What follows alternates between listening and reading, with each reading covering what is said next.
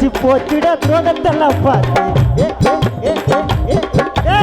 சலிச்சு போச்சுட துரோகத்தெல்லாம் பார்த்து பண்ணதெல்லாம் போதும் எண்ணத்தை நீ மாத்து என்ன பார்த்து நினைக்கிறியச்சிப்பா நேர வரும் கூடி பருவம் நல்லா டாப்பா எக்கு வழியில மசானா ஒன்னும் நிலைக்காது இருந்தனா வறுமையில